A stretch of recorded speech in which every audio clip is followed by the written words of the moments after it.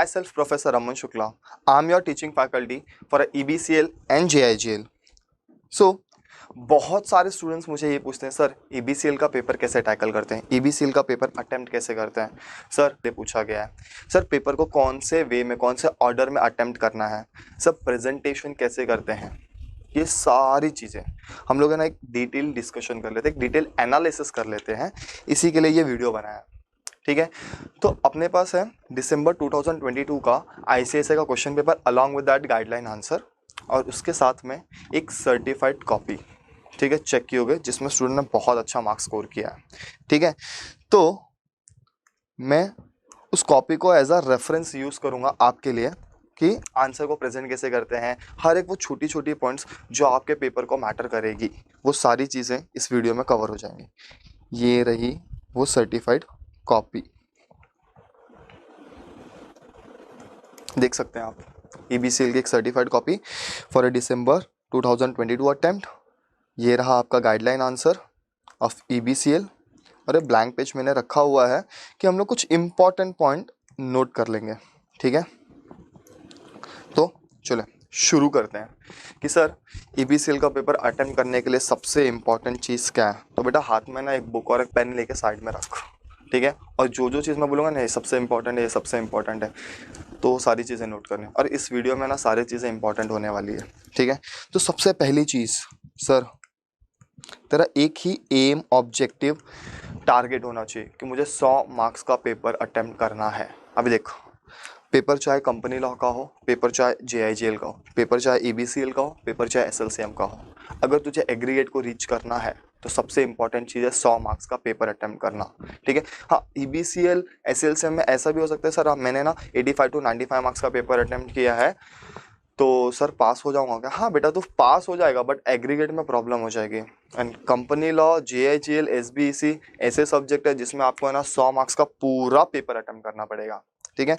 इसमें मैंने EBCL लिया है, EBCL की एक सर्टिफाइड कॉपी है जिसमें ना आंसर कैसे प्रेजेंट करेंगे हम लोग सब वो देखेंगे, ठीक है। तो सबसे पहला मिथ ये है ना कि है ना सर आंसर है ना कौन से वे में कौन से ऑर्डर में अटेम्प्ट करना चाहिए।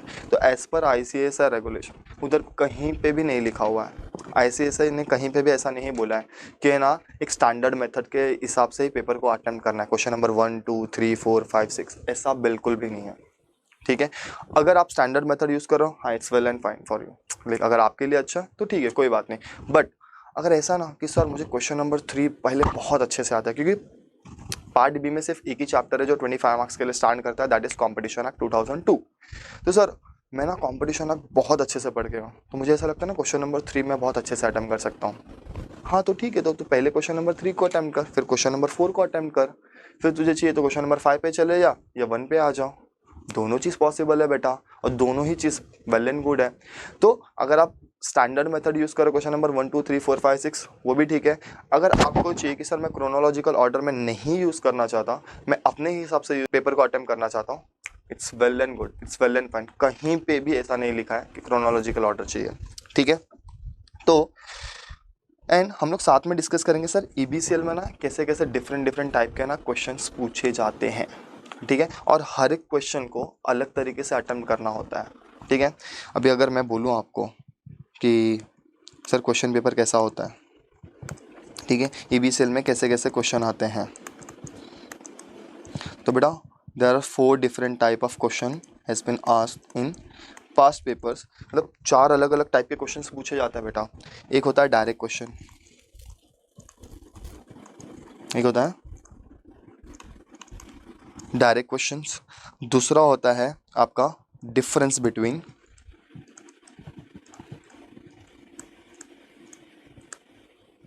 ठीक है, दूसरा होता है आपका डिफरेंस बिटवीन, फिर तीसरा जिससे सबसे ज़्यादा बच्चे लोग को डर लगता है वो होता है केस स्टडी, ठीक है, and fourth is nothing but your comment based questions, comment based questions या आप बोल सकते हो डिस्कशन बेस्ड क्वेश्चंस। हाँ मेरे को पता है, तुम लोग को भी पता ही होगा कि मेरी हैंड राइटिंग कितनी सुंदर है, वो दिख रहा है तुम लोगों को। हाँ मैं इस चीज़ का भी जवाब दूंगा कि सर हैंड राइटिंग मैटर करती है क्या। तो एंड ये स्पेशली बॉयज़ के लिए भाई, देख लड़कियों की हैंड राइटिंग खानदानी अच्छी होती है, ठीक है। बात रही अपने बॉयज़ की, तो अपनी हैंडराइटिंग बस उतनी अच्छी होनी चाहिए ना कि जितनी एग्जामिनर को समझ में आ जाए। हाँ, ये जो सर्टिफाइड कॉपी है ना, दिख रहा है 84 मार्क्स, ये एक बॉयज़ का है, एक लड़के का ही कॉपी है वो, ठीक है। और अगर मैं इसके हैंडराइटिंग की बात करूँ, बहुत अच्छी हैंडराइटिंग है इसकी, मतलब इतनी अच्छी है ना कि एग्जामिनर को समझ में आ जाए, ठीक है। तो अपने को ना बहुत ज़्यादा अच्छी हैंडराइटिंग नहीं चाहिए होती है, लेकिन ठीक है कि सर एग्जामिनर को समझ में आ रहा है अगर मेरी हैंडराइटिंग ऐसी है, बस हो गया। मार्क्स मिलेंगे क्या भाई? पूरे मार्क्स मिलेंगे, ठीक है। तेरी क्वालिटी ऑफ आंसर बहुत मैटर करता है, तेरे आंसर का मटेरियल बहुत मैटर करता है, ठीक है। हैंडराइटिंग बस उतनी अच्छी होनी चाहिए कि एग्जामिनर को समझ में आ जाए, that's it, well and enough. And रही बात लड़कियों की, उनकी हैंडराइटिंग बहुत पहले से अच्छी होती है बेटा, ठीक है। तो सर शुरू करते हैं अपन। सर अगर डायरेक्ट क्वेश्चन है तो कैसे अटेम्प्ट करने का? अगर पेपर में डायरेक्ट क्वेश्चन पूछा गया है, ठीक है, उन लोगों ने बोला direct question, sir direct question होते कैसे हैं? चलो मैं तुमको दिखा ही देता हूँ। दिख रहा है ये, देखो पेपर यहाँ से शुरू हो रहा है इसका सर्टिफाइड कॉपी का, ठीक है। और इसने कैसे स्टार्ट किया है? डायरेक्ट पार्ट 2 स्टार्ट किया उसने, मतलब सर क्वेश्चन नंबर 3 से स्टार्ट किया। हाँ चलता है ऐसा, अरे भाई चलता है, देखना। क्वेश्चन नंबर 3 उसने कितना अच्छा आंसर प्रेजेंट किया, उसने पहले एग्जामिनर को बता दिया ये पार्ट 2 से स्टार्ट करा, क्वेश्चन नंबर 3 और उसका ए अटेम्प्ट करा। आप जितना जितना सिंपल बना के दोगे ना अपना आंसर शीट, एग्जामिनर को जितना इजी होगा ना चेक करने में, उतने अच्छे से मार्क्स मिलेंगे आपको, उतने फ्लो में मार्क्स आएंगे, उसको मेहनत करने की ज़रूरत नहीं पड़नी चाहिए। आपका पहला क्वेश्चन नंबर, अच्छा यहाँ पर आया आपका पार्ट 2। देखो पहला question, define the terms tie in agreement and exclusive supply agreement under the competition of 2000। Direct question है बेटा, कुछ भी पूछा है इधर पे। Why do we need competition in the market? Direct question. What are the condition that are conducive to cartelisation? Direct question है बेटा। हाँ ये देखो ये आया आपका कमेंट वाला, कमेंट बेस्ड या फिर डिस्कशन बेस्ड, ठीक है। ये भी आपका डायरेक्ट क्वेश्चन है। मतलब क्वेश्चन नंबर 3 में, पार्ट 2 में क्वेश्चन नंबर 3 में 5 क्वेश्चन पूछे गए थे, जिसमें से कमेंट बेस्ड क्वेश्चन था, बाकी के 4 कैसे थे सर? डायरेक्ट क्वेश्चन थे, एंड 3 मार्क्स फॉर ईच। तो अभी नोट कर लेना सर 3 मार्क्स के लिए कितना लिखना ज़रूरी है, तो मेरे आंसर की लेंथ कितनी होनी चाहिए फॉर अ 3 मार्क्स? मैक्सिमम देखो 1 side of your page, 1 side of your page. ये देखो एक पेज किसको बोलते हैं हम लोग? दोनों साइड को। एक पेज होता है जिसके 2 साइड्स होते हैं, आपको बस है ना एक, ये एक साइड दिख रहा है, ये एक साइड, बस 3 मार्क्स के लिए मैक्सिमम। अगर मैं तुमको बताऊं average 3/4 of the side of the page लिख लोगे ना आप, वेल इनफ है, ठीक है। 3/4 ऑफ द एक साइड का बस हो गया, या तो फिर आपने एक फुल साइड ले लिया है उतना लिख लिया, बस हो गया बेटा, उससे ज़्यादा नहीं। 3 मार्क्स के लिए उससे ज़्यादा लिखना ही नहीं पड़ता है। ये देखो ये है आपकी आंसर शीट ICSI की, और ये 3 मार्क्स का क्वेश्चन उसने अटेम्प्ट किया, दिख रहा है यहाँ से शुरू हो रहा है आंसर, और बेटा जी यहाँ पे आंसर ख़त्म हो जा रहा है 3 मार्क्स के लिए, और उसे पूरे 3 मार्क्स मिले भी हैं ICSI की तरफ से। हाँ ध्यान में रखना, अगर कभी आपको ऑप्शन मिलेगा ना, आप देखोगे क्वेश्चन नंबर 6 और 6A में ऑप्शन होता है ना, और क्वेश्चन नंबर 6 में ना ऐसा होता है कि 5-5 मार्क्स के 3 क्वेश्चन पूछे, और क्वेश्चन नंबर 6A में होता है 3-3 मार्क्स के 5 क्वेश्चन पूछे, और मोस्ट ऑफ द स्टूडेंट है ना क्वेश्चन नंबर 6 अटेम्प्ट करते हैं, but my recommendation, my advice is, my suggestion is कि आप क्वेश्चन नंबर 6A में को अटेम्प्ट करो, क्योंकि 3-3 मार्क्स का अगर आप 5 क्वेश्चन अटेम्प्ट करते हो ना बेटा, तो उसमें ऐसा पॉसिबल है कि आपको हर एक क्वेश्चन का आंसर अगर आपको आता है 3-3 मार्क्स मिल जाएंगे आपको, मतलब 15 में से 15 मिल जाएंगे सर। हाँ बेटा 15 में से 15 मिल जाएंगे आपको, बट 5-5 मार्क्स के 3 क्वेश्चन अटेम्प्ट करोगे ना, वहाँ पर चांसेस बहुत कम है कि आपको 5 में से 5 तीनों आंसर पे मिले। ऐसा हो सकता है 5 में से 4 मिले, 5 में से 3 ही मिले, ठीक है। 5 में से 5 मतलब बहुत मुश्किल होता है, ठीक है। आपको हर एक आंसर पे 5 में से 5 नहीं मिलेगा, ठीक है। तो my recommendation is question number अगर 6A और 6 में अगर ऐसा पूछा गया, क्वेश्चन नंबर 6A में जनरली ऐसा रहता है 3-3 मार्क्स के 5 क्वेश्चन हुआ, या तो वो डिस्टिंग्विश बिटवीन पूछेंगे या तो आपको शॉर्ट नोट पूछेंगे, आप वो अटेम्प्ट करो बेटा, बहुत ईजी पड़ेगा। देखो सर डायरेक्ट क्वेश्चन कैसे अटेम्प्ट करते हैं हम लोग, डायरेक्ट क्वेश्चन कैसे अटेम्प्ट करते हैं? तो सबसे पहले हम लोग डायरेक्ट क्वेश्चन लेके चलते हैं। सर अगर कोई डायरेक्ट क्वेश्चन है तो उसको अटेम्प्ट कैसे करने हैं? जैसा भी इस इधर पे पूछा गया है आपको कि सर डायरेक्ट क्वेश्चन को कैसे अटेम्प्ट करना है, यह दिख रहा है, ये डायरेक्ट क्वेश्चन है आपका, तो इसको अटेम्प्ट करना है कैसे? ध्यान में रखना कभी भी डायरेक्ट क्वेश्चन पूछा गया, ये सारी चीज़ें लिख लेना आप लोग साइड में। Answer always be in point. बेटा डायरेक्ट क्वेश्चन के आंसर है ना सिर्फ पॉइंट में लिखने होते हैं, ठीक है, हाँ पॉइंट वाइज आंसर लिखने का है।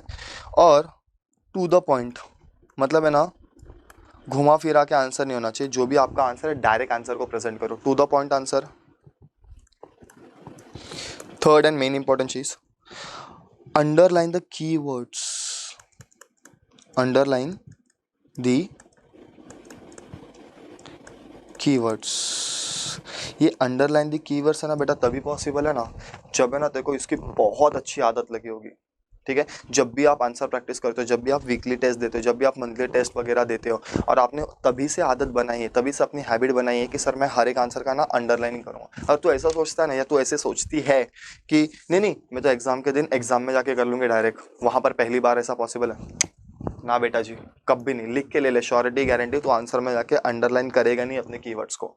ये जब तक आपको हैबिट पहले से नहीं पड़ी है, या तो फिर आपने ना बहुत सारे आंसर राइटिंग की प्रैक्टिस नहीं की, उसके बिना तो इम्पॉसिबल नहीं है। आपको या तो बहुत अच्छी आंसर राइटिंग की प्रैक्टिस होनी चाहिए और आपके पहले से हैबिट होनी चाहिए कि मैं हर एक आंसर में कीवर्ड्स को अंडरलाइन करूँगा, तभी पॉसिबल है वो, वरना डायरेक्ट एग्जाम में जाके ना होने वाला ये भ्रम है बेटा तुम्हारा।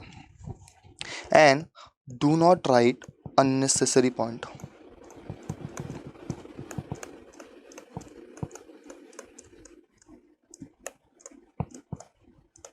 Do not write unnecessary point मतलब क्या sir? Do not write unnecessary point मतलब देखो ना कभी कभी ऐसा होता है ना सर, मेरे को ना 3 मार्क्स के लिए क्वेश्चन पूछा जिसमें ना 8 पॉइंट है या जिसमें 5 पॉइंट है, बट मेरे को सिर्फ 3 ही पॉइंट याद है, मेरे को सिर्फ 5 ही पॉइंट याद है, तो सर मैं 3 पॉइंट भूल गया तो मैं क्या करूँ? अपने हिसाब से पॉइंट बना के लिख लूँ क्या?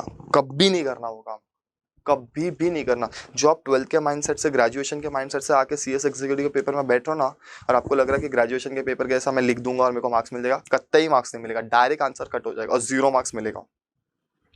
अगर आंसर में 8 पॉइंट थे और आपको सिर्फ 5 ही पॉइंट याद है, तो सिर्फ बेटा 5 ही पॉइंट लिख के लेके आओ, समझा? सिर्फ 5 ही पॉइंट अपने आंसर में प्रेजेंट कर, अननेसेसरी पॉइंट जबरदस्ती नहीं बनाने का, नहीं प्रेजेंट करने का। मैं बोल रहा हूँ तेरे को, तूने 5 सही पॉइंट लिखे और 3 गलत पॉइंट लिखे ना अपने मन से बना के, ठीक है, या तो फिर अपने हिसाब से तूने आंसर बना के लिख दिया उसको, वो तेरे 5 सही पॉइंट को ना नहीं कंसिडर करेगा, वो 3 है ना अननेसेसरी पॉइंट को देखेगा और पूरा आंसर कट करेगा, 0 मार्क्स मिलेगा और तू घर पे जाएगा। मैं ऐसा मानता हूँ कि ऐसा नहीं करना चाहिए, बट ऐसा होता है, हमारे यहाँ ऐसा ही होता है, समझा? ठीक है, तो सर डायरेक्ट क्वेश्चन को अटेम्प्ट करने के लिए सबसे इंपॉर्टेंट चीज़ क्या है? Answer always be in a point, to the point answer लिखने का, ज़्यादा इधर उधर भटकने का नहीं, नो डिस्ट्रैक्शंस।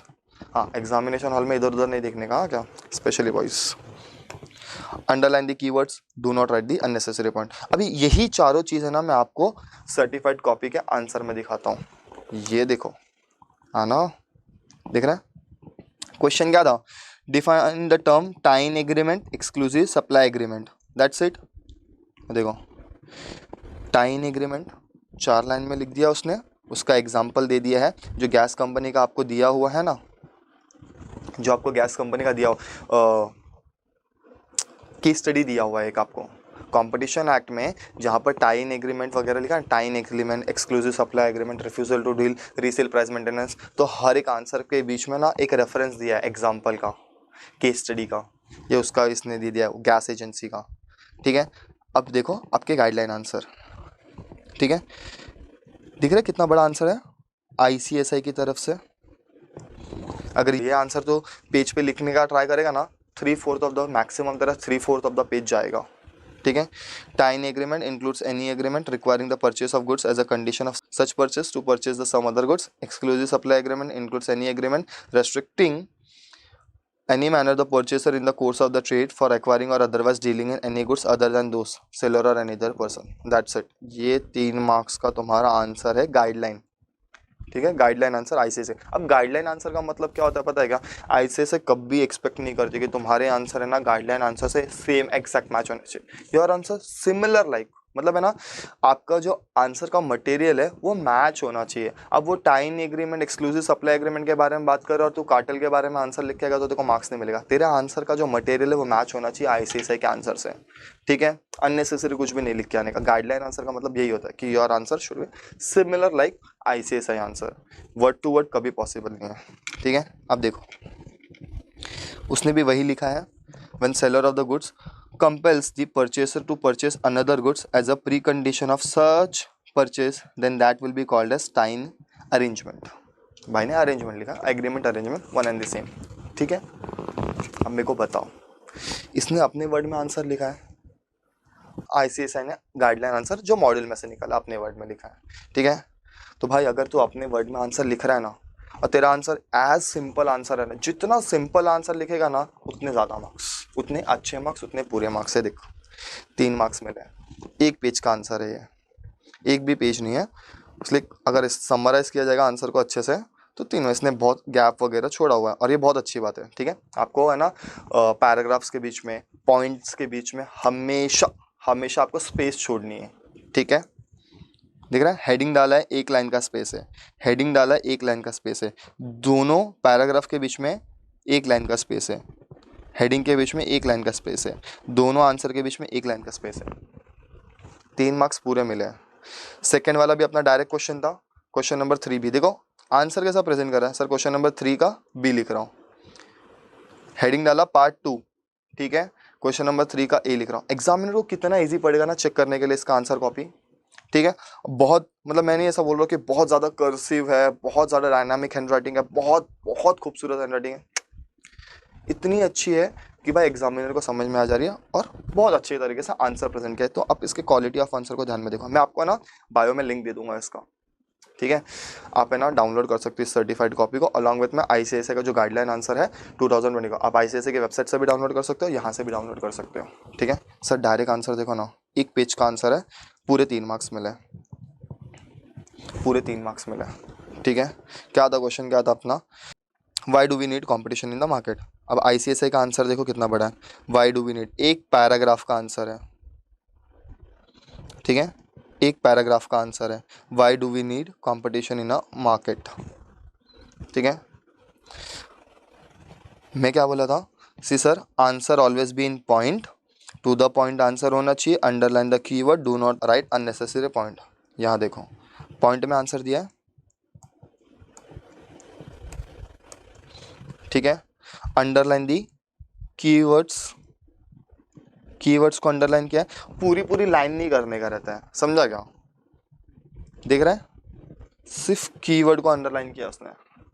और तुम बोल रहे हो ना सर लेंथ कितना चाहिए, बेटा अगर तेरा अगर answer as per module, as per ICSI के जो भी गाइडलाइन आंसर जो भी आते हैं, अगर उसमें ना आधे पेज का आंसर है ना, और तेरे को आधे पेज का आंसर आता है ना, आधा ही पेज लिख, भले अगर वो 5 मार्क्स के लिए पूछा गया, भले वो 3 मार्क्स के लिए पूछा गया, अगर आंसर का मटेरियल आधे पेज का है तो आधे पेज का ही लिख, तेरे को पूरे मार्क्स मिल जाएंगे उस पर। तुम लोग को झूठ लग रहा है, तुम लोग भरोसा नहीं करते हो मेरे पे, मेरे को पता है, ठीक है, और मेरे घर वाले मेरे पे भरोसा नहीं करते, तुम क्या करोगे, छोड़ो पर्सनल हो जाऊंगा मैं अब।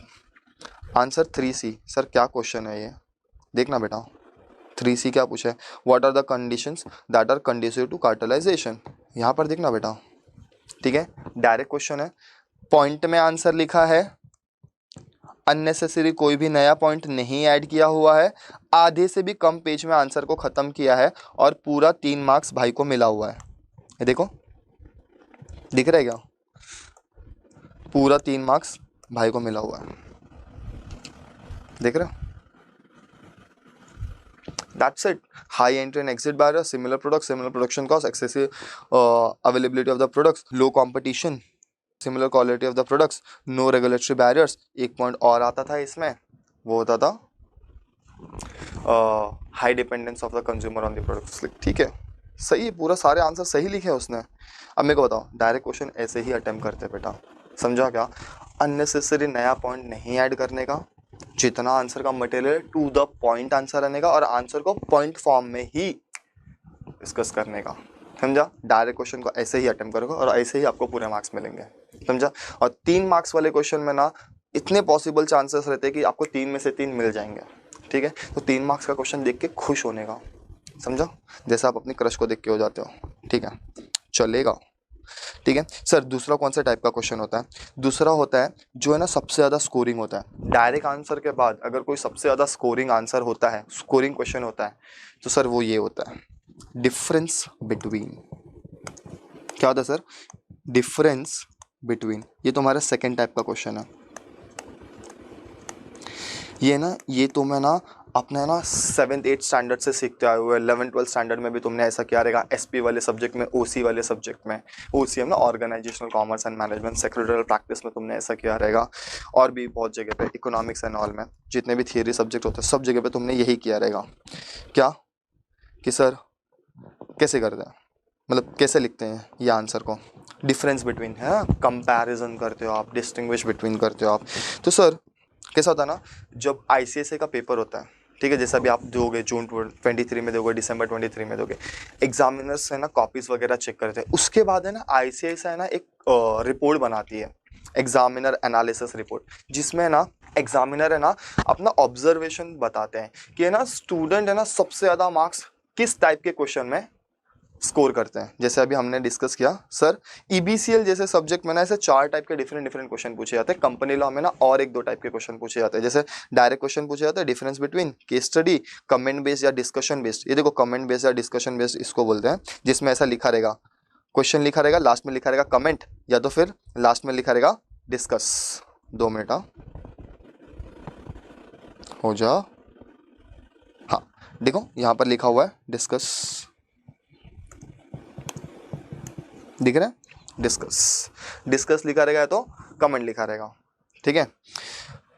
तो अभी हम लोग है ना इस सेकंड वाले की बात कर रहे हैं, इसकी भी बात कर लेंगे सर, इसकी भी बात कर लेंगे, पहले इसकी कर लेते हैं, डिफरेंस बिटवीन, ठीक है। सो डिफरेंस बिटवीन कैसे लिखते हैं, ठीक है। तो हाँ मैं कहा था एनालिसिस रिपोर्ट ना आईसीएसआई की, तो आईसीएसआई के एनालिसिस रिपोर्ट के हिसाब से ना स्टूडेंट सबसे ज़्यादा स्कोर करते हैं इस टाइप के क्वेश्चन में, जहाँ पर लिखा रहता है डिफरेंस बिटवीन, ठीक है। अब देख सकते हो आप आईसीएसआई के ना वेबसाइट पे भी रहती है सारी रिपोर्ट्स, ठीक है। तो है ना बचपन से ना एक प्रथा चलती हुई आई है कि तुम लोग को है ना ऐसा कसम खिला दिया जाता है कि मैं डिफरेंस बिटवीन को सिर्फ और सिर्फ ऐसा 2 पार्ट में डिवाइड करके लिखूंगा। ये जो तुम सीखते हो ना, वे ऑफ आंसरिंग क्या होना चाहिए, फर्स्ट पॉइंट है इसमें, वे ऑफ आंसरिंग, ठीक है। आप लोगों को सिखाया जाता है सर ऐसा पेज है, इस पेज को मैं 2 पार्ट में डिवाइड करूंगा, ये इस साइड, ये इस साइड, फिर यहाँ पर मैं इसे 4 पॉइंट बना के आंसर को लिखूंगा, यहाँ पर 4 पॉइंट बना के आंसर को लिखूंगा, 5 पॉइंट बना के। हाँ बेटा बहुत सही है ये, देखो पता है स्कोरिंग तरीका भी यही है, पता है ऐसा रहता है ना 5 मार्क्स का, अगर ऐसा डिफरेंस बिटवीन पूछ लिया तूने 5 पॉइंट लिख दिया, तेरे को 5 मार्क्स मिल जाएंगे। 3 मार्क्स का है, तूने 5 पॉइंट लिख दिया, तेरे को पूरे 3 मार्क्स मिल जाएंगे। हाँ मिल जाते हैं, ये सबसे स्कोरिंग तरीका भी। अगर आपको डिफरेंस बिटवीन बोला है तो पहला प्रेफरेंस ऐसा होता है, बट है ना हाँ सर इधर पे होता है chances of getting full marks. मैं दिखाता हूँ कैसे क्वेश्चन होते हैं, ठीक है। Chances of getting full marks possible है, बट है ना और एक सेकेंड वे भी होता है, हाँ और एक सेकेंड वे भी होता है आंसर को लिखने का। जो सेकेंड वे है ना, ये सेकेंड वे कौन सा पता है, ये बहुत सेफ वे है, ठीक है। तुमको पता है कभी कभी है ना हमसे डिफरेंस बिटवीन पूछे जाता है ना, जिसमें ना कंपैरिजन पॉसिबल ही नहीं होता है, क्योंकि वो 2 पॉइंट है ना एक दूसरे से रिलेटेड नहीं होते। अभी जैसे अगर मैं सर्टिफाइड कॉपी की बात करूँ, ठीक है, मैं आपको बोला ना क्वेश्चन नंबर 6 और 6A में आपको ऐसे बहुत सारे क्वेश्चन दिखेंगे, देखो 6A दिख रहा है, ठीक है, seizure and confiscation, temporary and perpetual injunction, ये सब एक दूसरे से रिलेटेड है। तो आप है ना इसको डिस्टिंग्विश फॉर्म में जैसे ये टेबल फॉर्म में से कर सकते हो, ठीक है। कारपेट एरिया, कॉमन एरिया आप कर सकते हो, सब mortgage fusion, fraud and innocent misrepresentations. अब ये वाले आंसर को ना सर आप ऐसा टेबल फॉर्म में भी कर सकते हो, या तो फिर आप है ना ऐसा नॉर्मली अपना पेज है, पहले क्या करो आपको है ना फ्रॉड के बारे में जितना पता है, ये इंडियन कॉन्ट्रैक्ट एक्ट का क्वेश्चन है बेटा, ICA 1872 का, इंडियन कॉन्ट्रैक्ट एक्ट 1872, ठीक है, उसके बारे में लिख दो, फिर पॉइंट भी बनाओ मिस रिप्रेजेंटेशन के बारे में, और जो पता है आप उसके बारे में लिख दो। अब आप इसको जाओगे ना डिस्टिंग्विश फॉर्म में लिखने के लिए तो आपको ना बहुत मुश्किल होगी, क्योंकि है ना आपको है ना वो डिफरेंस बिटवीन के ना जो पॉइंट की हेडिंग होती है ना आपको वही नहीं मिलेगा, पॉइंट ऑफ कंपैरिजन ही नहीं मिलेगा, और तू खुद से बनाएगा तो ICSI और वो एग्जामिनर मिलकर तेरे को 0 देंगे, वो भी बड़ा वाला।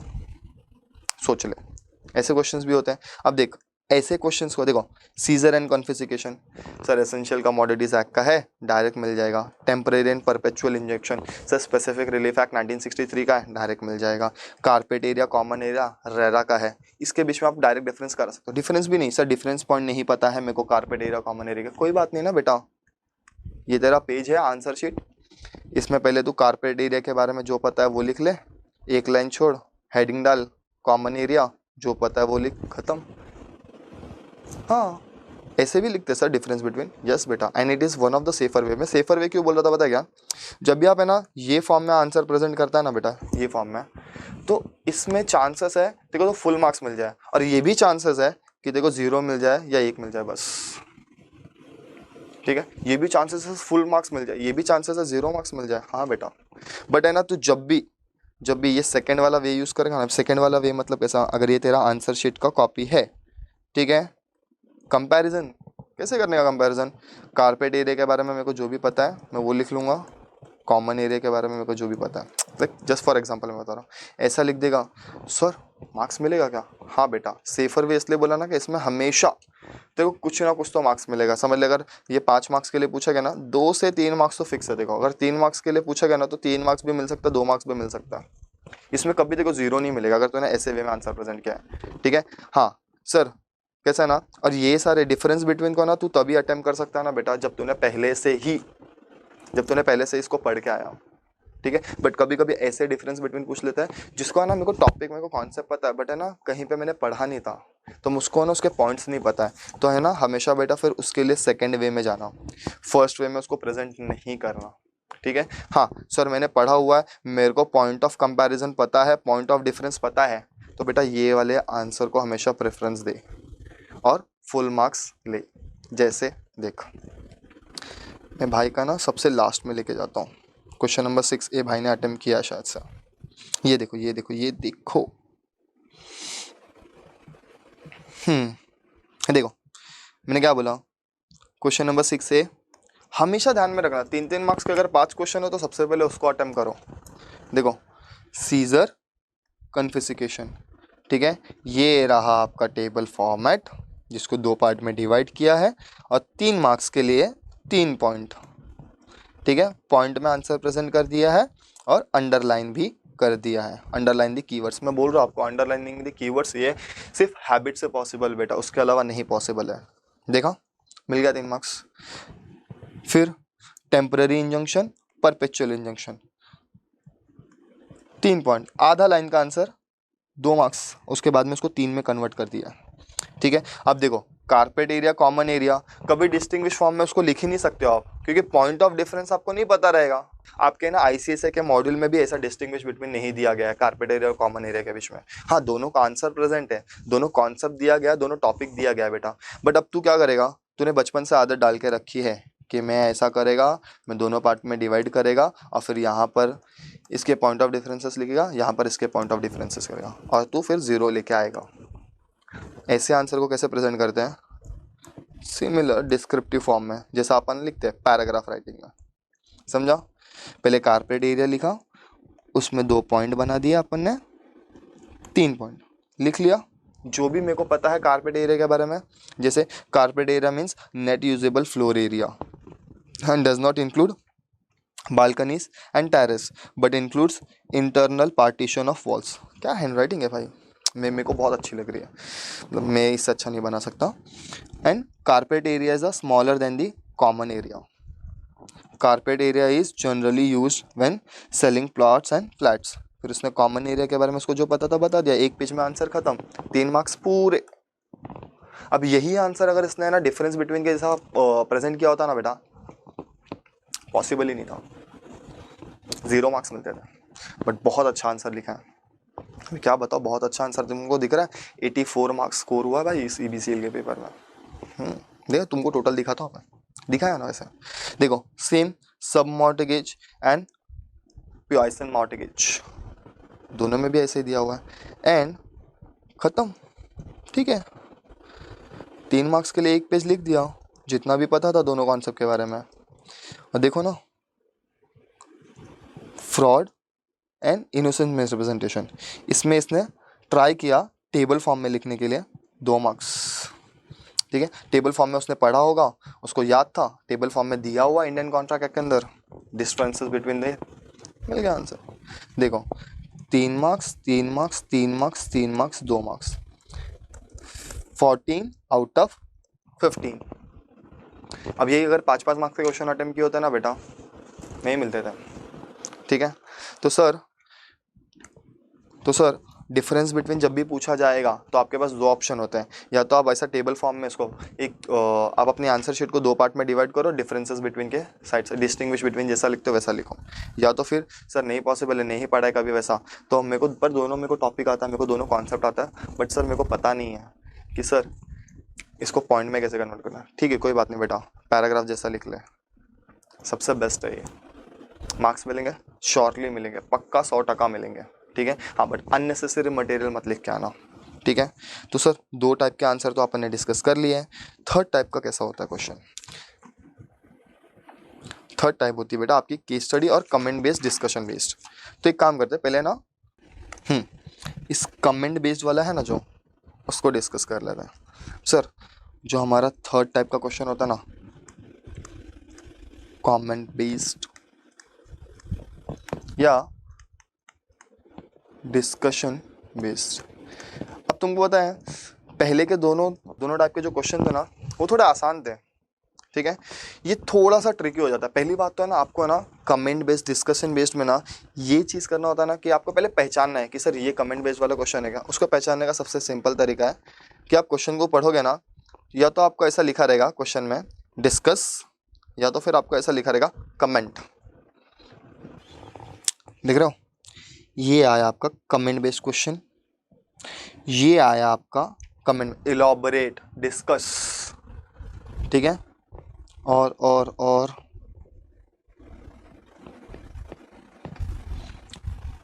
एक्सप्लेन दी स्टेटमेंट, और सर और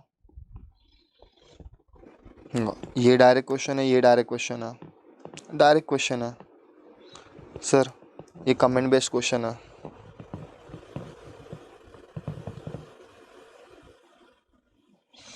एक ये देखो कमेंट बेस्ड क्वेश्चन है,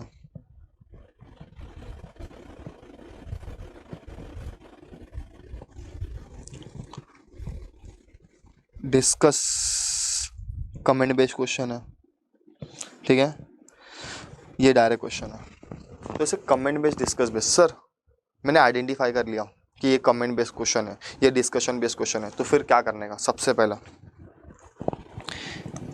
पहली चीज़ आपका सबसे पहला स्टेप ये होएगा कि सर स्टेप 1 आपका सबसे पहले ये स्टेप होएगा ना सर कि जो वो स्टेटमेंट दिया हुआ है,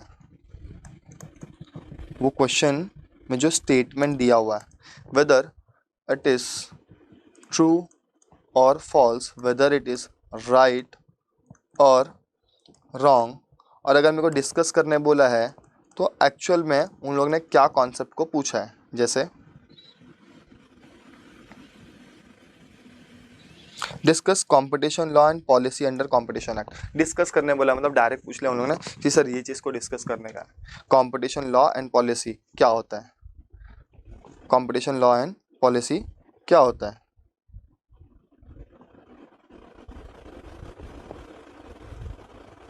दो मिनट मैं आपको आंसर भी चेक करा देता हूँ कैसा है।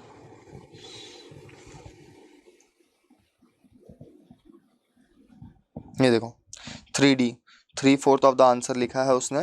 कंपटीशन लॉ क्या होता है? Competition policy, the main objective of the competition law and policy is to preserve and promote the competition. मतलब सर आप ये बोल रहे हो कि अगर पहले मैंने आइडेंटिफाई कर लिया कि सर ये कमेंट बेस्ड है, डिस्कशन बेस्ड है, और वो कमेंट ट्रू है कि फॉल्स है कि राइट है कि रॉन्ग है, अगर मैंने ये डिस्कस कर लिया तो फिर मेरे को आंसर देख, कहीं पे भी ऐसा नहीं लिखने का कि sir above statement is correct, I am agree with the answer is the comment is a true और फॉल्स, राइट और रॉन्ग, कभी नहीं। बस देखो मन में आइडेंटिफाई करना है। हाँ आइडेंटिफाई कर लिया। सेकेंड चीज़, तू उस क्वेश्चन को अटेम्प्ट कैसा करेगा? जैसा तू तेरे डायरेक्ट क्वेश्चन को अटेम्प्ट करता है।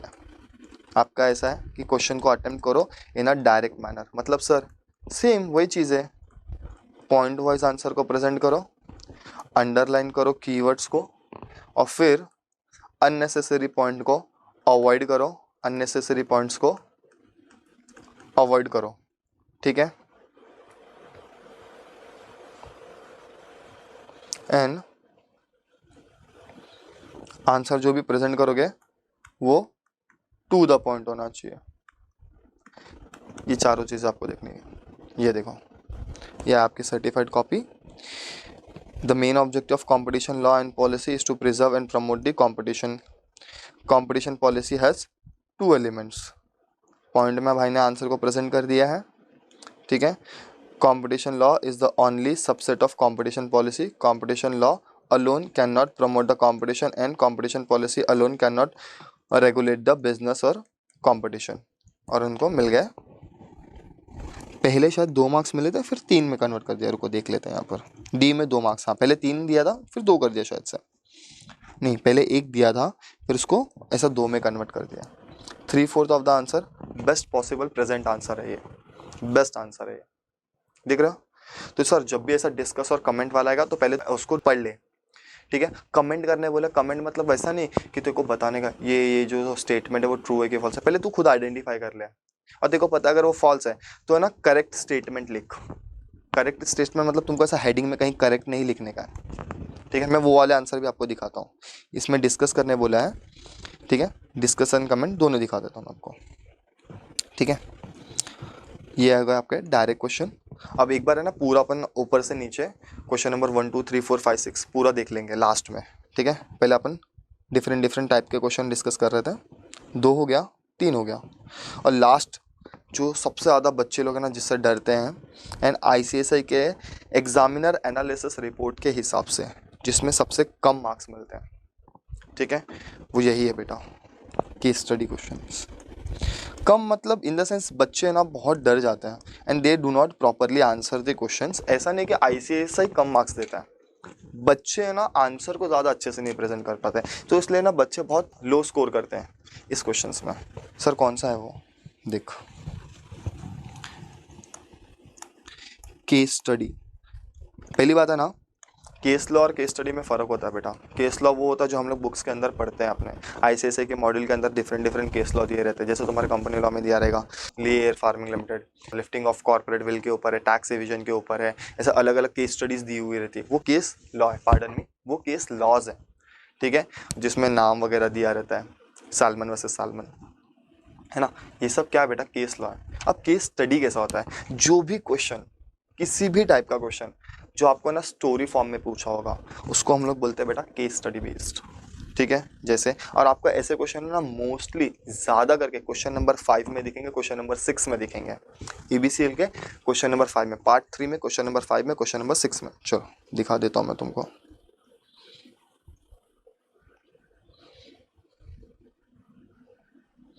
ये देखो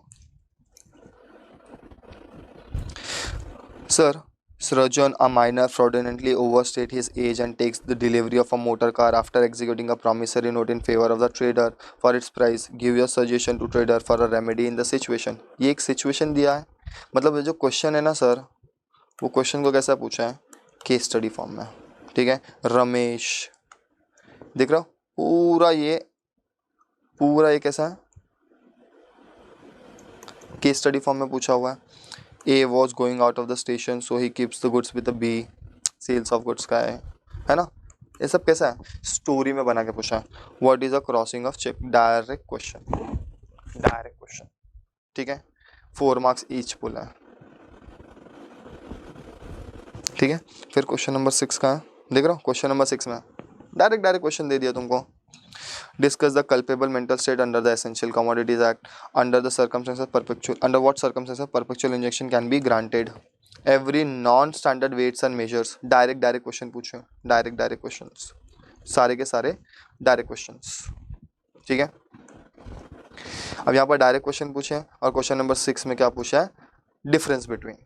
बेस्ट है, आप डिफरेंस बिटवीन को अटेम्प्ट करो, ज़्यादा मार्क्स स्कोर होंगे। अब केस स्टडी को ना सर, केस स्टडी को अटेम्प्ट कैसे करते हैं। अब केस स्टडी क्वेश्चंस को अगर आप ICSI गाइडलाइन आंसर में देखोगे ना तो ऐसा उन लोगों ने कहीं पे भी नहीं दिखाया है कि ऐसा ऐसा प्रेजेंट करने का रहता है, बट आप वो आंसर को समराइज करके अगर पढ़ोगे ना तो आपको ये 3 पॉइंट हमेशा दिखेंगे उसमें। केस स्टडी को अटेम्प्ट करने का सबसे बेस्ट चीज़, आपका आंसर है ना 3 पार्ट में डिवाइड होना चाहिए बेटा। कितने पार्ट में, 3 पार्ट में, जिसमें जो पहला पॉइंट होगा आपका, जिसको हम लोग बोलते हैं प्रोविजन ऑफ लॉ, जिसको हम लोग बोलते हैं provision of law. Sir provision of law मतलब बेटा जो भी तू सेक्शन पढ़ के आया है, जो भी तू रूल या लीगल मैगजीन पढ़ के आया है, जो भी तेरे डॉक्ट्राइन्स दिए हुए हैं, ठीक है, आपको उसको ही लिखना है किसमें, प्रोविजन ऑफ लॉ में। जो भी तेरे सेक्शंस हैं, जो भी तेरे डॉक्ट्राइन है, जो भी तेरे लीगल मैगजीन या लीगल रूल आपने पढ़े हुए हैं, या तो फिर जो भी आपने केस लॉ पढ़ा हुआ है, ठीक है, आपको वो मेंशन करना है किसमें सर, प्रोविजन ऑफ लॉ में। जैसे अगर मैं ट्रांसफ़र ऑफ प्रॉपर्टी एक्ट की बोलूँ, ट्रांसफ़र ऑफ प्रॉपर्टी एक्ट की बात करूँ, doctrine of holding out, transfer bye ostensible owner दिया हुआ है उसमें, डॉक्ट्राइन ऑफ इलेक्शन दिया हुआ है, वो सब क्या है, वो सब क्या केस लॉ है, वो सब डॉक्ट्राइन्स है, वो सब सेक्शन है, आपको उसी चीज़ को लिखना है प्रोविजन ऑफ लॉ में, ठीक है सर। प्रोविजन ऑफ लॉ मेरा पहला पॉइंट होगा, ठीक है। सेकेंड सबसे easy part, facts of the case. आपके केस स्टडी का जो दूसरा पॉइंट होगा, facts of the case. Sir fact of the case कुछ भी नहीं होता है। जो तेरा क्वेश्चन रहता है ना बेटा, ठीक है, उसको समराइज कर देना है। सर समराइज कर देना मतलब अगर 5-6 लाइन का क्वेश्चन है, वो 5-6 लाइन का क्वेश्चन है, उसको तू क्या कर, 2-3 लाइन में प्रेजेंट कर ले, that's it. Fact of the case अपने को कहीं और से नहीं लिखना, मैक्सिमम मैं बोल रहा हूँ 3 लाइन तक जाने का, 3-3.5 लाइन, बस उससे ज़्यादा नहीं। जैसा अभी ये क्वेश्चन दिया हुआ है ना, रमेश की पूरी स्टोरी बताई हुई है, फिर whether Ramesh will succeed as per the consumer protection act. ये जो क्वेश्चन है ना, इसको समराइज कर दे 3 लाइन में, 2 लाइन में, वही बन गया तेरा फैक्ट्स ऑफ द केस। तो सर थर्ड पॉइंट क्या होता है, कंक्लूजन। थर्ड पॉइंट होता है तेरा कंक्लूजन। अब जो तेरा कंक्लूजन होता है ना, उसको तू प्रेजेंट कैसे करता है, कंक्लूजन स्टार्ट ही ऐसा होता है, in the light of above provision, या तो फिर तू ऐसा स्टार्ट कर, by applying the above provision of law in the given provision as per the provision of the law, है ना, ऐसा स्टार्ट करते हैं अपन कंक्लूजन को। और सबसे बेस्ट चीज़ और सबसे है ना इम्पॉर्टेंट चीज़ ये है कि जब भी आप केस स्टडी का आंसर लिखते हो ना, लास्ट कंक्लूजन पॉइंट लिखते हो ना, उसमें कभी भी ऐसा नहीं कि रामू शाल सक्सीड, रामू विल सक्सीड आएगा, क्योंकि ना वो आपसे ना आपका ओपिनियन पूछते केस स्टडी में कि सर इसके अकॉर्डिंगली क्या होगा, ठीक है। अगर ये सिचुएशन है तो ये सिचुएशन पे कौन सा प्रोविजन ऑफ लॉ लगेगा, और आपके हिसाब से ये person as per consumer protection act will he succeed और नॉट सक्सीड। और आप है ना ऐसा जोश जोश में आपने पढ़ के आया हुआ रहता है, और तो ये तो मैंने पढ़ा हुआ है, और तुम लिख देते हो yes Ramu shawl succeed, Ajay shawl succeed, Rani shawl succeed, Rani must be win the case, ऐसा लिखने का, रामू विल सक्सीड। क्यों बेटा, देखा तेरा ओपिनियन दे रहा, तू जजमेंट थोड़ी ना दे रहा, तू जज है क्या, ठीक है। तो ऐसा लिखने का, इन the light of above provision,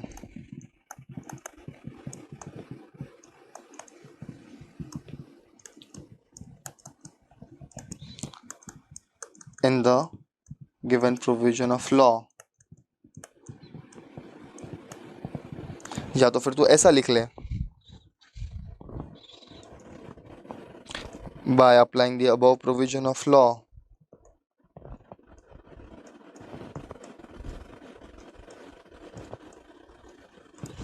ठीक है, ऐसा स्टार्ट करेगा, और फिर तू बताएगा कि ये प्रोविजन लॉ के हिसाब से Ramu will succeed because Ramu is a consumer as per consumer protection act, ऐसा, ठीक है। मैं तुमको केस स्टडी बता देता हूँ।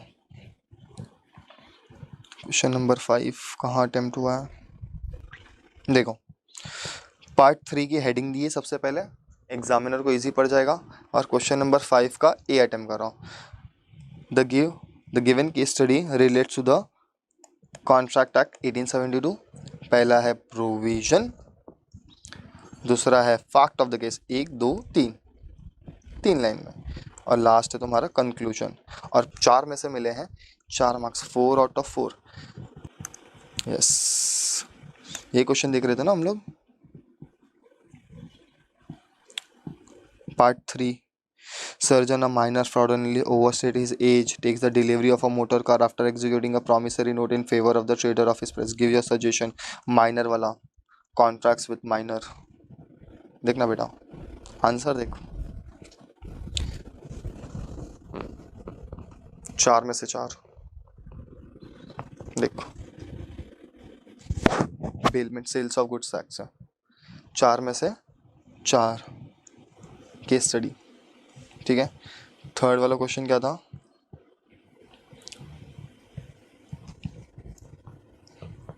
केस स्टडी पूछा, whether Ramesh will succeed in his case, refer to relevant provision of law in support of answer with reference of the case law if any. किसका पूछा, section 2 subsection 1D of consumer protection act, अगर वो consumer है कि नहीं है। ये देखो सर्टिफाइड कॉपी। 5C कंज्यूमर का डेफिनेशन दे दिया प्रोविजन ऑफ लॉ में, ठीक है, ठीक है, यहाँ तक उसने प्रोविजन ऑफ लॉ लिखे हैं और यहाँ पर उसने कंक्लूजन लिख दिया, ठीक है। फैक्ट ऑफ द केस, शायद टाइम कम बचा होगा, उसने फैक्ट ऑफ द केस नहीं लिखे, ठीक है। 4 में से 4 दिख रहा है, 4 4 4 4 4 खत्म। 5D bailment sales of goods act वाला। 5E पूरे 4 मार्क्स मिले। ये देखो direct question, crossing, types of crossing, general crossing and special crossing, जिसको अपन रेस्ट्रिक्टिव क्रॉसिंग बोलते हैं। देखो जनरल क्रॉसिंग, स्पेशल क्रॉसिंग, उसमें एक आ जाते हैं रेस्ट्रिक्टिव क्रॉसिंग। आ गया, डायरेक्ट आंसर प्रेजेंट किया है, पॉइंट्स में आंसर प्रेजेंट किया है, 4 में से पूरे 4 मार्क्स, ठीक है। तो सर आप क्या कहना चाहते हो? देख बेटा, मेरा कहने का मतलब क्या है बताएगा, EBCL का तेरा पेपर है, तेरा पेपर जो पूरा 100 मार्क्स का पेपर आता है, तेरा सबसे पहला सबसे इम्पॉर्टेंट एम ऑब्जेक्टिव टारगेट क्या होना चाहिए कि मेरे को 100 मार्क्स का पेपर अटेम्प्ट करना है। अगर आप 100 मार्क्स का पेपर नहीं अटेम्प्ट करोगे ना बेटा, तो इंडिविजुअली शायद सब्जेक्ट में पास हो जाए, बट एग्रीगेट तो ग्रुप में लटक जाएगा, ठीक है। अपने को अगर एग्जामिशन स्कोर करने का, अपने को बहुत अच्छा मार्क्स स्कोर करने का, तो सबसे इंपॉर्टेंट चीज़ है 100 मार्क्स का पेपर। अब 100 मार्क्स का पेपर अटेम्प्ट करने के लिए ना देखो 24 चैप्टर्स पढ़ के आने पड़ते हैं, बट है ना सर ऐसा पॉसिबल होता है कि सर मेरा रिविजन नहीं हो पाया, मैं पेपर अटेम्प्ट नहीं कर पाया 100 मार्क्स का। देख मेरा 100% सिलेबस नहीं कवर हुआ है, 85% सिलेबस कवर हुआ, 90% सिलेबस कवर हुआ, और बहुत सारे बच्चे ने सा ना एंजाइटी में डर के मारे ना पेपर अटेम्प्ट करने नहीं जाते हैं। देख अटेम्प्ट डजंट मैटर, ठीक है, नहीं मैटर करता अटेम्प्ट। अगर आपने शायद से हमारे एक्स ICSI के जो प्रेसिडेंट हैं उन देश पांडे सर का शायद उनका वीडियो देखा कि नहीं देखा, आई डोंट नो, देख लेना यूट्यूब वगैरह पे अभी भी मिलेगा, क्रोम वगैरह पे मिल जाएगा आपको, कि attempt doesn't matter. He took 9 attempts in the 5 year to complete that ICSI degree to take for the clearing the paper of ICSI, ठीक है। ICSI का कोर्स क्लियर करने के लिए उनको 5 साल लग गए, 9 अटेम्प्ट लगे। He still the president of the ICSI, अभी तो एक्स प्रेसिडेंट हो गया, तुमको कौन पूछने वाला है? नहीं, बट है ना तू अटेम्प्ट नहीं दे रहा ना बेटा, तो ऐसा सोच रहे कि नहीं मैं दिसंबर में दे दूंगा, मैं नेक्स्ट जून में दे दूंगा, तो बेटा अटेम्प्ट को स्किप करना इज अ क्राइम, ठीक है। आपको ना लाइफ में कभी ना एक्सपीरियंस होना चाहिए हर एक चीज़ का, और अगर आप पेपर देने नहीं जा रहे हो ना, तो आप एक्सपीरियंस को क्या कर रहे हो पता है, स्किप कर रहे हो। वो देखो नेक्स्ट पेपर में बहुत भारी पड़ेगा, इट्स बेटर नहीं दे।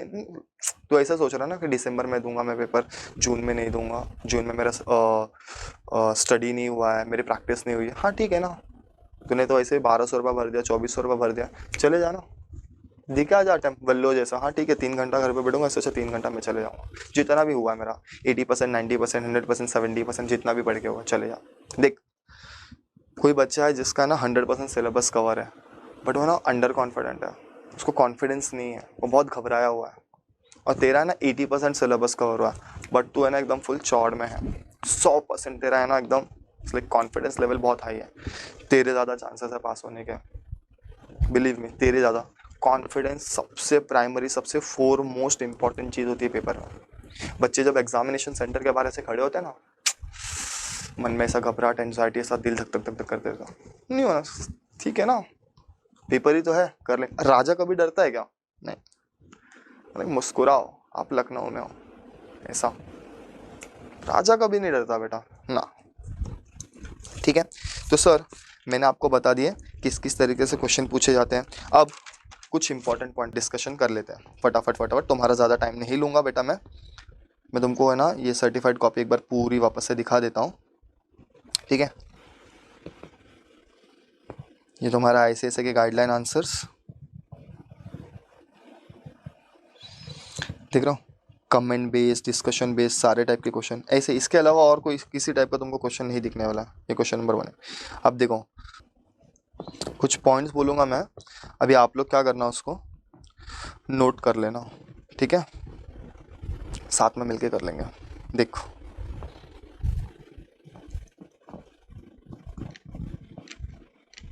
EBCL का पेपर है,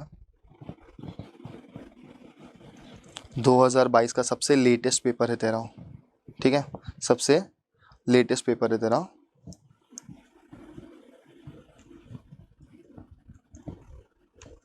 ठीक है, ये देखो क्वेश्चन नंबर 1 2 3 4 5 6 सबके सब अटेम्प्ट किए हैं। तो 100 मार्क्स का पेपर अटेम्प्ट किया ना, तब जाके 84 आया। ठीक है, ये देख मेन इंपॉर्टेंट चीज, मार्जिन दिख रहा है इसका, मार्जिन दिख रहा है, हमेशा हमेशा मार्जिन खींचो। आपको ना आंसर शीट 5-10 मिनट पहले मिल जाती है ICSE के एग्जाम में। ठीक है, कभी कभी क्वेश्चन पेपर पहले मिल जाता है, कभी कभी आंसर शीट पहले मिल जाती है, मेरा पर्सनल एक्सपीरियंस बता रहा हूँ। ठीक है, अगर आपको आंसर शीट 10 मिनट पहले मिल गई है, 15 मिनट पहले मिल गई, फुकट बैठ के इधर उधर नहीं देखने का, मार्जिन खींचने का। तेरा आंसर, तेरा प्रेजेंटेशन जितना अच्छा होगा ना, देख वो वाली बात झूठ है, वो अप्सरा वाले है ना, इसमें अपने एडवर्टीजमेंट में दिखा था extra marks for a good hand writing, जाबे ऐसा कुछ नहीं होता। हमारे यहाँ तो नहीं होता, ICSI में ऐसा नहीं होता है। अपने यहाँ कैसा होता है पता है क्या, तूने आंसर कितने अच्छे में प्रेजेंट किया है, मार्जिन्स वगैरह, नहीं सर मार्जिन खींचेंगे ज़्यादा मार्क्स मिलते हैं, नहीं नहीं, पर नहीं खींचेगा ना तो तेरा आंसर है ना उतनी अच्छे से प्रेजेंटेबल नहीं दिखेंगे।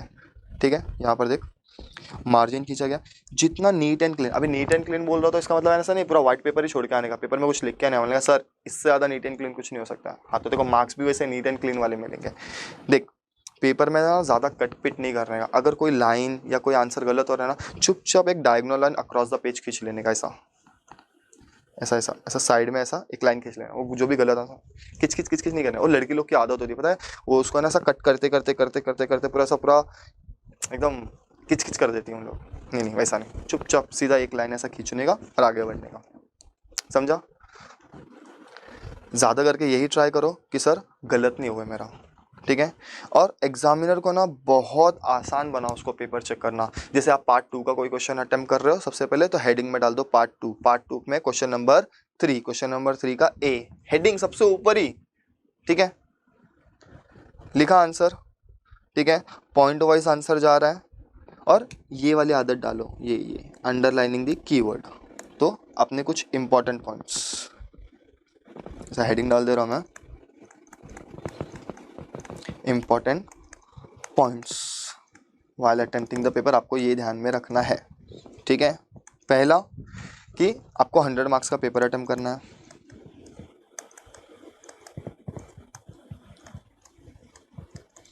Second, attempt each and every question.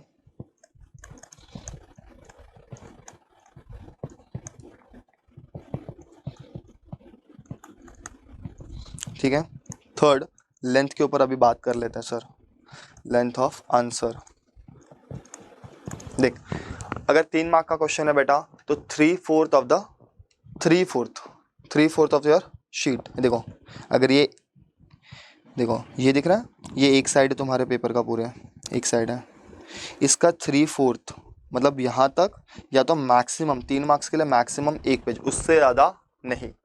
ठीक है, ये एक ही साइड, हाँ अपन एक पेज किसको बोलते हैं, दोनों साइड को मिला के अपन एक पेज बोलते हैं। ठीक है, मेरे पास एक बुक है, मैं दिखाता हूँ तुमको एक बुक, ये देखो इसको मैं पेपर कंसिडर करता हूँ, एक पेज, ये एक साइड होता है, ये सेकेंड साइड होता है, एक साइड का 3/4 या फिर वो फुल पेज, बस उससे ज़्यादा नहीं। 3 मार्क्स के लिए उससे ज़्यादा नहीं। 4 मार्क्स के लिए आप पूरा एक साइड लिख लो, सेकेंड साइड तक, सेकेंड साइड में जा रहे हो तो 2-4 लाइन सेकेंड साइड का, उससे ज़्यादा नहीं। सर 5 मार्क्स का क्वेश्चन है तो 5 मार्क्स का क्वेश्चन है तो एक साइड पूरा, और आपके उस शीट के दूसरे साइड का 1/4 मतलब 25%। दिखाता हूँ मैं तुमको, 5 मार्क्स का क्वेश्चन अटेम्प्ट किया है इस महीने, ये देख रहे हैं। ठीक है, ये क्वेश्चन नंबर 3B है ना, ये तो 3 मार्क्स नहीं, वो अलग अलग है, 3A 3B। अच्छा कहाँ है 5-5 मार्क्स के क्वेश्चन, कहाँ है, ये देख रहा है 5 marks each, 5 marks each, question number 1B 1A दिख रहा है, 5 मार्क्स के क्वेश्चन, ये एक साइड पूरा और 1/4 ऑफ दी सेकेंड साइड, और 5 में से 5 मिला है, जो कि बहुत रेयर होता है। मतलब मैं रेयर नहीं बोलूँगा ऐसा, अगर आपका मटेरियल ऑफ आंसर अच्छा है, अननेसेसरी पॉइंट नहीं किया है, कुछ भी ऐसा अननेसेसरी एक्सप्लेन नहीं किया है, तो फिर मिल जाएंगे 5 मार्क्स। ठीक है, ठीक है। ये देखो 1C 5 मार्क्स का था, 3/4 ऑफ द पेज उसने लिखा, बट बहुत अच्छा आंसर प्रेजेंट किया, बहुत अच्छा, टू द पॉइंट आंसर है, इसलिए 3 मार्क्स मिल गए। 1D, इसमें भी 3/4 ऑफ द पेज उसने कवर किया है, 3 मार्क्स मिल गए। 5 में से 3, 5 में से 3, 5 में से पहले 2 दिया था, फिर शायद से उसको 3 में कन्वर्ट कर दिया है। कितना मिला है? हाँ 2 ही मिला है, पहले 1 दिया था आई थिंक इधर पे, ये दिख रहा है, ये कटकुट जो हुआ है, पहले 1 दिया हुआ था, अब 2 हो गया, उसको 2 कर दिया गया। ठीक है, और अगर मैंने आंसर सर एकदम अच्छे से पूरा लिखा है तो 5 में से 5 मिल जाएंगे। ये second side of your page, second side of your sheet, कितना 1/4 यहाँ पे, और ये पूरा पेज इतना बड़ा होना चाहिए तुम्हारे 5 मार्क्स के लिए। उससे ज़्यादा के क्वेश्चन नहीं पूछे जाते ABCL में, 7 मार्क्स के लिए, 8 मार्क्स के लिए नहीं आते, मोस्टली नहीं आते अपने पे। ठीक है, ठीक है, ऐसा नहीं, मैं नहीं बोलो कि सर 7 मार्क्स के लिए, 8 मार्क्स के लिए नहीं पूछ सकते। 8 मार्क्स के लिए पूछो दोनों साइड, मतलब एक पूरा पेज दोनों साइड भर के आंसर लिखना, ये साइड भी और ये साइड भी, ये साइड भी और ये साइड भी। ठीक है, चलो, तो हम लोग ने क्या क्या डिस्कस किया अभी? Length of the answer, length of the answer है सर 3 मार्क्स के लिए 3/4 ऑफ द पेज, 3/4 से लेके वो फुल साइड। ठीक है, पेज नहीं, फुल साइड। ठीक है सर, 4 मार्क्स के लिए तो फुल पेज, मतलब वो full page of that side, वो साइड का फुल। और सर 5 मार्क्स के लिए है तो 1 साइड फुल और सेकेंड साइड का 3/4, जो मैंने अभी आपको दिखाया। ये देखो, ये एक साइड पूरा, ये एक साइड पूरा, और सेकेंड साइड का 3/4, दैट्स इट। 5 मार्क्स का आंसर आप ऐसे ही अटेम्प्ट करते हो। ठीक है, अच्छा सर, हैंड राइटिंग मैटर, इसका जवाब मैं पहले दे चुका तुम लोगों को। हैंड राइटिंग प्रेजेंटेशन मैटर करता है, मार्जिन पे लाइन खींचने का। ठीक है, लड़के लोग के लिए स्पेशली बोल रहा हूँ, और रोड पे जाके लाइन मारने से अच्छा पेपर में लाइन मार बेटा, मार्क्स मिलेगा। ठीक है, हाँ उधर का भरोसा नहीं। दूसरा, हैंड राइटिंग, लड़कियों की हैंड राइटिंग खानदानी अच्छी है, लड़कों की हैंड राइटिंग सिर्फ मैं इतना बोलूँगा भाई, उतनी अच्छी बना लेना कि एग्जामिनर को समझ में आ जाए, दैट्स इट, उससे ज़्यादा अच्छी अपने को नहीं चाहिए। ठीक है, और सर प्रेजेंटेशन आंसर का कैसा होना चाहिए? प्रेजेंटेशन में बेटा मैं तेरे को 2 बात बोलूँगा, तेरा पेपर है ना, तेरा answer sheet neat and clean होना चाहिए, आंसर को पॉइंटर फॉर्म्स में ज़्यादा रख। ठीक है, अगर डिफरेंस बिटवीन पूछा है, अगर तूने वैसा पढ़ा है डिफरेंसेस के फॉर्म में, तो टैबुलर फॉर्म बना, 2 पार्ट में डिवाइड कर शीट को और आंसर को लिख। अगर नहीं वैसा पॉसिबल है तो कंपैरिजन कर ले, पॉइंट ए पॉइंट बी। ठीक है, जो हम लोग ने देखा मॉर्टगेज वाला, प्यूज इन मॉर्टगेज, सब मॉर्टगेज, ये देखो वापस एक बार दिखा दे रहा हूँ, ये देख, सब मॉर्टगेज, प्योइसन मॉर्टगेज, कैसा कंपैरिजन कर लिया है, कारपेट एरिया, कॉमन एरिया, कैसे कंपैरिजन कर लिया। अब इसको डिस्टिंग्विश फॉर्म में, ऐसा टैबुलर फॉर्म में प्रेजेंट करना पॉसिबल नहीं है। ठीक है, और पूरे मार्क्स मिलेंगे सर, पूरे मार्क्स मिलेंगे। ठीक है, ये हो गया। तो मेरे हिसाब से तुम्हारे सारे सवालों के जवाब तो मिल गए कि सर आंसर कितने मार्क्स का होना चाहिए, नहीं लेंथ कैसे होनी चाहिए आंसर का, क्वालिटी कैसा मैटर करता है, क्वांटिटी कैसा मैटर करता है, टू द पॉइंट आंसर कैसे लिखते हैं, हैंड राइटिंग कैसे लिखते हैं, मटेरियल कैसा लिखते हैं, अननेसेसरी के पॉइंट नहीं बनाने होते हैं, सेल्फ आंसर ज़्यादा नहीं डालने होते। सर मैं अगर अपने लैंग्वेज में लिखूंगा आंसर तो चलेगा बेटा, तू तेरे लैंग्वेज में आंसर लिख सकता है, बट तू तेरा लॉ नहीं लिख सकता है। ठीक है, अपन CS है, अपन लेजिस्लेचर नहीं है। ठीक है, हाँ सर मैं अपने वे में आंसर लिखूँ चलेगा क्या? हाँ बेटा, जितना सिंपल वे में तू आंसर को प्रेजेंट करेगा ना, उतने ज़्यादा मार्क्स, उतने अच्छे मार्क्स मिलेंगे और पूरे मार्क्स मिलेंगे। ठीक है, ये सर्टिफाइड कॉपी मैं आपको डाल दूंगा तुम्हारे यूट्यूब के डिस्क्रिप्शन में, कमेंट साइड में, तो आप वहाँ से डाउनलोड कर लेना, और आंसर शीट को अगर एक बार पढ़ना रहेगा तो पढ़ लेना। अब ये वीडियो इसलिए बनाया, जो भी बच्चा जून 23 का पेपर अटेम्प्ट करने आ रहा है, या जो भी बच्चा दिसंबर 23 का पेपर अटेम्प्ट करना है, आई होप कि ये आपको बहुत यूजफुल होगा। ठीक है, एंड चलते हैं। ठीक है, वीडियो का एंड करते हैं। All the best to each and every students, आप सबको मेरी तरफ से like best of luck, all the best, अच्छे से जाओ, पेपर को अटेम्प्ट करो, 100 मार्क्स का पेपर अटेम्प्ट करो and attempt each and every question. कोई भी क्वेश्चन छोड़ना नहीं बेटा, कोई भी क्वेश्चन स्किप नहीं करना। अगर देखो कुछ क्वेश्चन के बारे में नहीं आता ना तो कुछ जितना टॉपिक कॉन्सेप्ट बेस्ड जितना याद है ना बस उतना लिख के आ, बट है ना क्वेश्चन स्किप नहीं कर, समझा क्या? क्वेश्चन स्किप नहीं कर। अब ये देखो यहाँ पर मेन जो आंसर बुक है वो 1 है, उसके साथ में दो सप्लीमेंट लिया, ठीक है, टोटल 3 है। अब देख कैसा होता है ना कि बहुत लोग थोड़े एनवायरनमेंट कंसर्न्ड होते हैं कि सर ज़्यादा सप्ली, और हाँ ये बहुत इंपॉर्टेंट चीज़, हर एक क्वेश्चन एक नए पेज से स्टार्ट करना है। हर एक क्वेश्चन जैसे 3A, ठीक है, 3A इधर है, 3B इधर से स्टार्ट हुआ है, 3C के बाद में इतनी जगह छूटी थी ना, ठीक है, इतनी जगह छूटी थी ना। अब तुम वो चाहता तो इधर से भी 3D स्टार्ट कर सकता था, उसने स्टार्ट किया क्या? नहीं, क्योंकि वो स्मार्ट है, 3D नए पेज से स्टार्ट किया। तो हमेशा नया क्वेश्चन नए पेज से स्टार्ट करने का, ज़्यादा एनवायरनमेंट कंसर्न नहीं बनने का। देखो ऐसा ज़्यादा लग रहा है कि नहीं मैं ज़्यादा पेज यूज़ करूँगा, ज़्यादा पेड़ कटेंगे, हाँ तो घर पे आने का 2 पेड़ लगाने का, ठीक है, एग्जाम में रिस्क लेने का नहीं, समझा? चलो ये हो गया, ठीक है।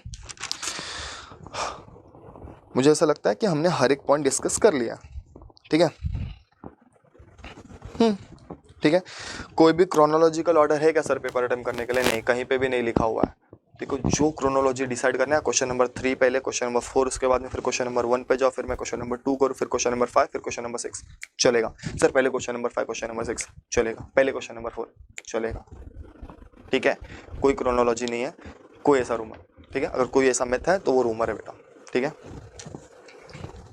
तो यहीं पे मैं अपना इस वीडियो को एंड करता हूँ एंड आई होप कि आप सबको ये वीडियो बहुत हेल्पफुल हो, बहुत पसंद आया हो। लाइक करो, सब्सक्राइब तो तुमने किया ही होगा, नहीं किया रहेगा तो कर लो, ठीक है। So again best of luck, चलते हैं। जय महाराष्ट्र, जय श्री राम।